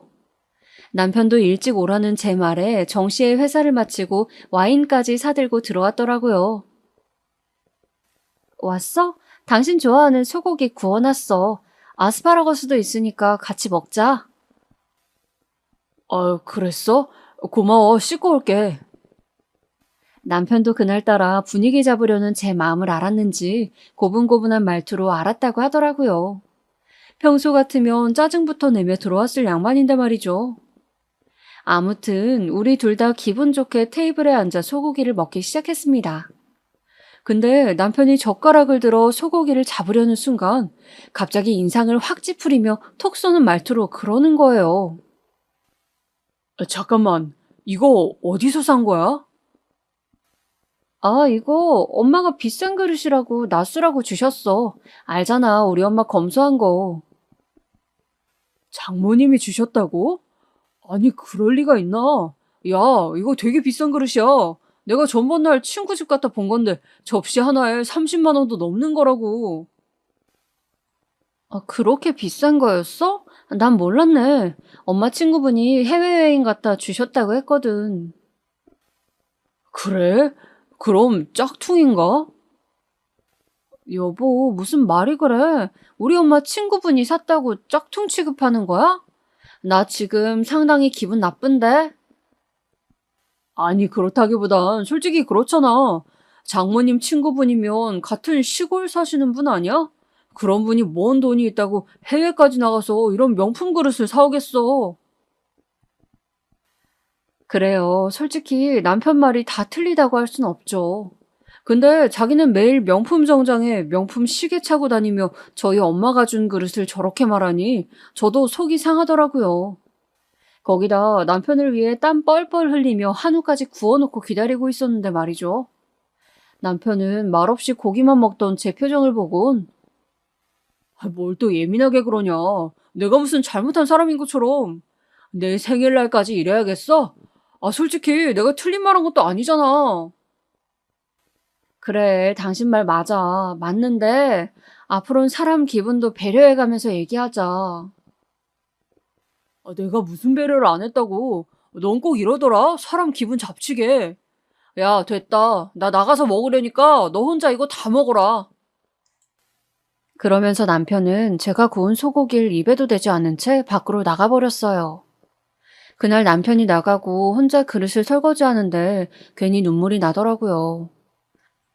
지금껏 남편이 스치듯 했던 말들이 생각이 났어요. 오늘 친구 집들이 오는데 허름한 제 옷을 보며 너도 좀 갖춰 입지 왜 그런 옷을 입냐? 어디 가서 와이프라고 말하고 다니기 창피하다 하며 말을 했는데 그런 사소한 것들이 알게 모르게 상처가 되었나 보더라고요. 자기가 생활비라도 넉넉하게 줬으면 제 작은 월급에서 생활비 빠져나갈 일도 없을 거고 그럼 저도 사고 싶은 거 마음껏 사며 다른 여자들처럼 지낼 수 있었을 텐데. 서러움에 눈물이 비오듯 흘렀습니다. 그리고 그날 결심했죠. 남편을 남의 편이라고 생각하자. 내 마음에서 어느 정도는 포기하고 살자. 오히려 포기하는 게 답인 듯 했어요. 어차피 뭉그러진 신혼생활이고 이혼이란 선택지를 생각해보지 않았던 것도 아니지만 너무 이른 시간에 시집갔다 다시 돌아오긴 싫었거든요. 그때는 주변 사람들의 시선이 더 신경 쓰였던 것 같아요. 그렇게 부모님의 반대까지 꺾어가며 6개월 만에 결혼해놓고 일찍 돌아오면 쟤 저것 좀 봐, 저럴 줄 알았어 하는 비웃는 말들을 듣기 싫었던 거죠. 그런데 남편을 남의 편으로 보자고 굳게 먹은 결심이 무색하게 뱃속에 아이가 들어서고 말았습니다. 처음엔 믿지도 않았어요. 부부관계를 가졌던 적이 몇 번 되지도 않았고 애가 설마 그렇게 쉽게 들어설까 싶었거든요. 근데 사람에 따라 다른 건지 저는 바로 들어섰더라고요. 임신을 했다는 소식에 엄마께선 무척 기뻐하셨어요. 저에겐 반감을 가졌던 시어머니마저 경사라며 좋아하셨고요. 남편도 임신을 하자 그때만큼은 반짝 잘해주기 시작하더라고요.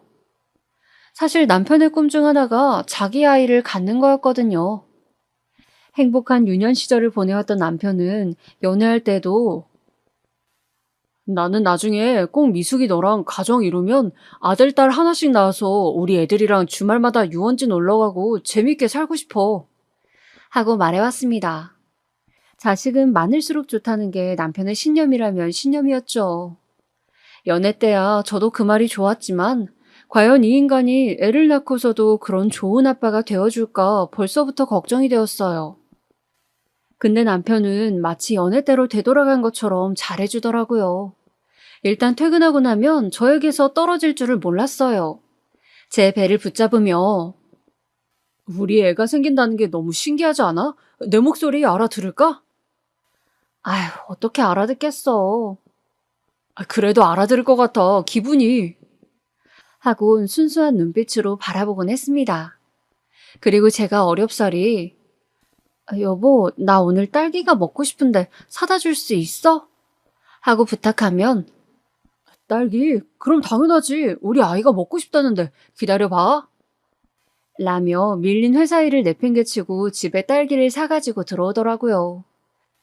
솔직히 남편에 대한 기대가 아예 없어서 그런지 그런 남편의 모습이 좋기도 하고 괜시리 들뜨기도 했습니다. 이제야 남편이 철이 든 걸까, 자식을 낳으면 정말 달라질까 하는 기대감도 생겼죠. 거기다 임신하고 나서부턴 남편의 사치가 다른 쪽으로 바뀌더라고요. 온 만큼은 죽어도 포기 못했던 남편이 자기 옷에 투자하지 않고 태어나지도 않은 아이 육아용품에 이것저것 사들이기 시작하는데, 과하긴 했지만 그나마 애한테 줄 물건들이니 낫더라고요. 그렇게 저 역시 남편의 극진한 보살핌을 받으며 사내 아이를 낳았고, 아이가 돌이 될 때까지도 남편은 변함없는 모습을 유지했어요. 허나 돌이 지났을 즈음 남편이 갑자기 저에게 와선 상담을 요청한답시고 통보를 해왔습니다. 내가 생각을 해봤는데 앞으로 우리 가정도 생기고 애도 키울 거면 지금보다 더 많은 수입원이 필요할 것 같아. 그래서 말인데 나 회사 그만두고 퇴직금으로 투자를 해볼까 하는데 어떻게 생각해? 우리 엄마 아빠까지 설득해서 끌어모은 몇 억이 있거든. 내 친구놈 하는 회사인데 전망이 아주 밝아. 거기에 투자하고 친구놈 일 그냥 가끔씩 도와주면 돼. 그럼 내가 당신 육아도 도와줄 시간도 많이 날 것 같고 좋을 것 같은데? 투자를 한다고? 여보, 너무 위험하지 않아? 그리고 그 친구 혹시 상기 씨 말하는 거지? 저번 날 우리 집에 온 사람, 그 IT 계통 회사 하신다는 분. 맞아. 상기 회사야. 빵집만 했던 제가 사업을 뭐 알겠어요. 근데 한번 집들이를 왔던 그 상기라는 남편 친구가 하는 회사라고 하니 어쩐지 믿음직스럽지 않았어요. 그냥 느낌이라면 느낌인데 사람이 건들거리고 남편처럼 허세가 너무 많아 대화 내내 거북했거든요. 또 투자를 알진 못하지만 시어머니의 돈까지 억대의 돈을 빌려서 하는 투자니 더 걱정이 됐죠. 하지만 남편은 저에게 이것만 성공하면 공동으로 육아하고 아이에게 지금보다 더 많이 누리게 해주는 거라고 설득했습니다. 무슨 말인지는 알겠는데 조금만 더 신중히 생각해보자. 퇴직금이 작은 돈도 아니고 반년만 더 생각해봐. 정말 답답하네. 내가 말했잖아. 투자라는 건 시기가 있다고. 그 시기 놓쳐서 실패하면 당신이 책임질 거야, 진짜? 결국 부부싸움으로 이어지고 말았습니다.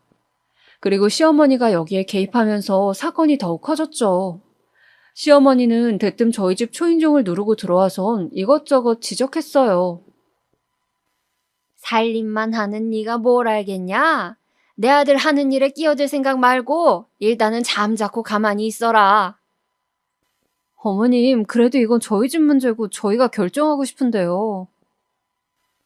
얘 좀 봐. 이게 다 너한테 복이 되는 거야. 아직도 모르겠니? 네가 내 아들을 만나 손해본 게 뭐가 있어? 이런 좋은 집에서 누릴 거 다 누리며 편하게 살지 않았니? 이번 투자건만 성공하면 넌 죽을 때까지 그렇게 사는 거다. 내가 하는 말만 잘 들으면 자다가도 떡이 나와요. 시어머니는 그런 식으로 저를 깎아내리며 무조건 아들 편을 들라 하루가 다르게 난리셨고 어쩔 수 없이 승낙을 하고야 말았죠. 남편은 그렇게 회사를 퇴직하고 나와 제가 모은 돈까지 모두 싸그리 긁어모아 대책 하나 마련하지 않고 투자를 해버렸고요. 원래 남자는 통이 커야 해. 라고 말하면서요. 너무 다행히도 남편은 투자한 돈의 2배나 되는 돈을 1년 안에 받았습니다. 사실상 엄청난 이득이었죠. 시어머니 역시 펄쩍펄쩍 뛰며 역시 내 아들이라고 좋아하셨고요. 거봐, 내 말이 맞았지? 그래, 내가 계속 반대했으면 큰일 날 뻔했네. 어쨌든 너무 잘 됐다. 이제 우리 애 키우는 데는 부족함 없겠어. 그러니까 말이다. 내가 예전에 우리 애 사주를 봤는데 세상에 삼성 회장 팔자랑 비슷하다 하더라고. 엄청난 부의 운이 있다고 하는 거야. 뭘 해도 먹고 살 놈이라 했는데 그 말이 딱이구나, 딱이야. 아유, 말 나온 김에 명품관 쇼핑이나 돌자꾸나. 얘, 너도 갈 거지? 아, 네, 어머님. 솔직히 아직까지 그 회사 자체가 안정적인 기반을 갖고 있진 않은 상황이라 저는 언제고 대비책을 마련해둬야 한다고 생각했어요. 근데 남편은 아니었어요. 남편은 이제부턴 정말 무슨 은행에서 돈 찍듯 미친 듯이 써제꼈고 한 달 술값만 3천만 원 이상을 쓰며 허영과 사치를 부리기 시작했어요. 거기다 이젠 자기 수준에 맞는 사람들만 만나겠다며 어디 회사의 간부급 인사들이랑 술자리를 한다는데 그때부턴 집에 잘 들어오지도 않더라고요. 애는 아빠를 찾는데 아빠는 밖에 생활에만 정신이 팔려 있었죠. 남편에게 여보, 우리 돈 벌려는 거 다 애 때문이었잖아. 당신 바쁜 거 아는데 그래도 애한테 신경 좀 써줘. 라고 말하면 그래 그럴게. 라고 말하곤 다시 되돌이표였죠. 남편은 그렇게 딴집 사람이 되어갔습니다. 저는 아이를 붙잡고 밤마다 외롭게 잠에 드는 일이 많아졌고요. 그 생활이 3년은 이어졌네요. 그러던 어느 날 남편의 회사 파트너 상기 씨로부터 연락이 왔는데요. 들으셨겠지만 이번 달은 회사 사정이 어려워서 다음 달에 돈을 주겠다고 했어요. 지금 회복 중이니까 너무 걱정하지 마시라고 전화 드렸어요. 네? 회복 중이요? 그게 무슨 말이에요? 처음 듣는 말이었어요. 남편의 사치가 줄어들 새가 보이지 않으니 회사 사정이 어려워진지도 몰랐죠. 제가 모르는 기색을 보이자 그 사람은 난감한 듯 전화를 서둘러 끊었고 저는 당장 남편에게 전화를 내 캐물었어요. 근데 원래 회사가 그렇지 뭐. 잘 됐다 안 됐다 하는 거야. 신경 쓰지 말고 네 일 해. 나 끊는다. 잠깐만. 그럼 당신 또 외박하는 거야? 야, 너 또 잔소리 하려 그러냐? 그만해라, 그만 좀. 바가지 긁히는 거 쪽팔려 죽겠어. 이러며 신경질적인 목소리로 전화를 끊더라고요. 심장이 덜컹 떨어지는 기분이었습니다. 상황이 안 좋게 돌아가는 게 눈에 선했어요. 허나 남편은 저에게 바가지 긁히는 게 싫다며 더더욱 집에 들어오지 않았고 심지어는 아기 생일도 잊어버렸더군요. 제 생일 잊어버리는 건 그렇다 치고 아이 생일까지 술 먹고 취해 들어오는 남편을 보니 이혼이란 두 글자가 목구멍까지 치밀어 올랐어요.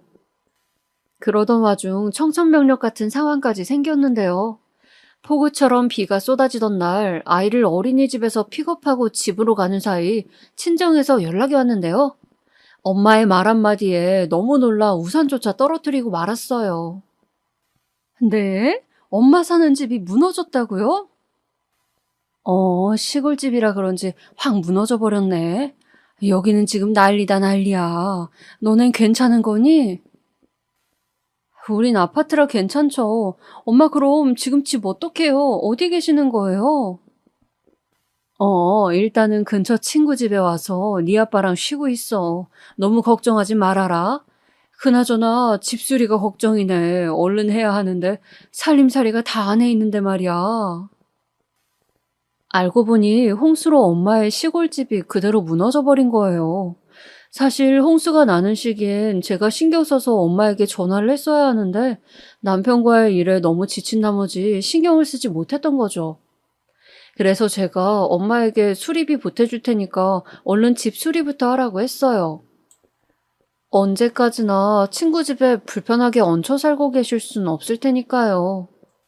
그런데 막상 ATM 기기에 가서 엄마에게 돈을 보내려 하니 제 계좌의 돈이 0원이더라고요. 남편이 제 통장에 있는 잔고를 다 긁어 뭔 짓을 한 게 틀림없었죠. 그래서 남편에게 전화를 했어요. 우리 엄마 집 홍수로 무너졌어. 수리하는데 300만 원 보태려 하니까 지금 빨리 돈 보내줘. 300만 원? 야, 그냥 비 맞고 사시라 해. 무슨 시골집에 300만 원씩이나 돈 없어. 뭐? 돈이 없다고? 미쳤니? 하지만 제 말은 들은 척도 않고 남편은 전화를 툭 끊어버리더군요. 기가 막혔지만 일단 급한 대로 친구에게 돈을 빌려 엄마에게 입금해준 뒤 아이를 픽업한 뒤 집으로 돌아왔습니다. 근데 집에 돌아오자마자 남편과 시어머니의 목소리가 현관까지 들리는데 그야말로 꼭지가 돌아버리는 줄 알았습니다. 어머, 이게 뭐야? 이거 그 샤넬 한정판 아니니? 세상에, 내 아들이 최고네. 엄마, 이거 갖고 싶었었는데. 그죠? 나 이거 보고 엄마 생각나서 바로 사왔잖아요. 고맙다, 고마워. 어이구, 내 아들 덕분에 정말 호강하고 사네. 그래도 엄마, 이거 장롱에 모셔놓고 가끔씩만 들어요. 아빠 알면 또 난리 나시니까. 네, 저희 엄마에겐 300만 원이 아깝다고 수리비도 안 주더니 시모에게는 명품 백까지 사줬더라고요.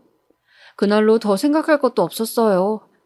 곧바로 이혼 도장 찍으라고 한 뒤 애 데리고 나와버렸죠. 양육권을 두고는 남편과 제 사이에 꽤 치열한 다툼이 벌어졌습니다.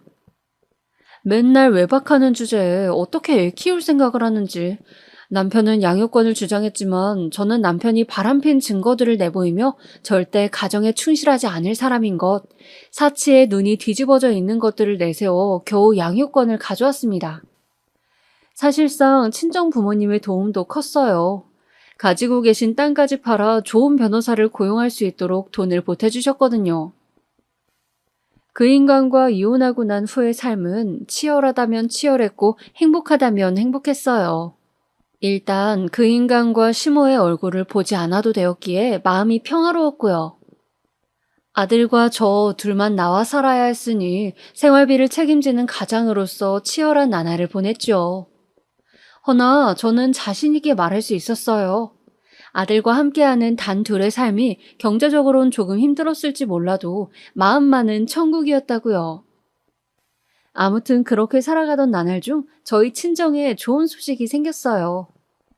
바로 저희 친정아버지가 사두었던 땅이 이번에 개발지역으로 선정되면서 엄청난 지원금을 받게 된 거예요. 무려 15억이나 되는 돈이었어요. 15억, 평생 언제 만져볼 수 있을까 했던 돈이 갑자기 생기자 저희 부모님이나 저나 너무 들떠 방방 뛰고 난리가 났죠. 근데 부모님은 저를 불러다 놓고 이렇게 말씀하시더군요. 어차피 늙은 우리가 이 돈이 있어봤자 쓸 데가 뭐 있겠어. 너 가져가라. 엄마, 아빠, 이 많은 돈을 다요? 말도 안 돼요. 엄마, 네가 행복하게 사는 게 꿈이야. 제발 이 돈으로 풍족하게, 넉넉하게 살아라. 한평생 너한테 그렇게 못해준 게 우리 한이었어.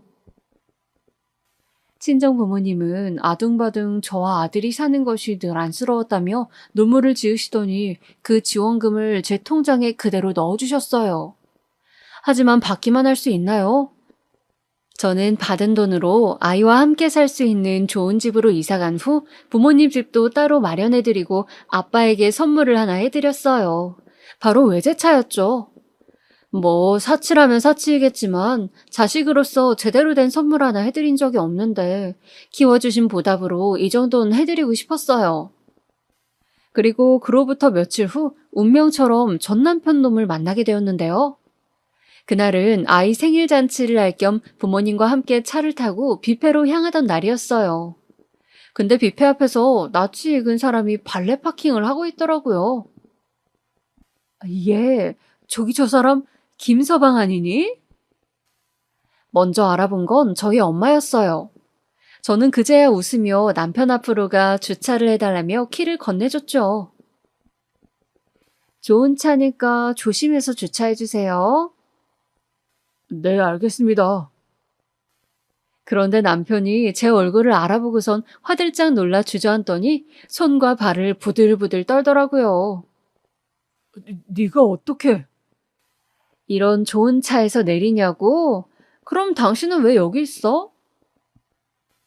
전 남편은 제 말에 아무 대꾸도 없이 푹 고개를 숙이더니 울먹거렸습니다. 전 남편 놈이 사업이 망해 거지꼴로 살고 있다는 건 건너 들은 적이 있었지만 그 광경을 제 눈으로 목격하니 솔직히 고소하더라고요. 하지만 아이 아빠인지라 그건 그거대로 신경이 쓰이긴 했습니다. 그 후 저는 저대로의 삶을 이어나가면서도 가끔씩 전 남편 생각이 났어요. 아니나 다를까 주차장에서 한번 마주친 후 저에게 연락이 와 돈을 꿔달라 했거든요. 이번 건은 대박 건이라나 뭐라면서요. 얼마나 구질하게 살면 이혼한 전처한테까지 와 이러는 걸까요? 인과응보라는 생각이 들면서도 마음 한편이 뒤숭숭해 잠도 잘 오지 않는 밤을 보내고 있네요. 저에게 해주실 수 있는 조언이 있다면 부탁 좀 드릴게요.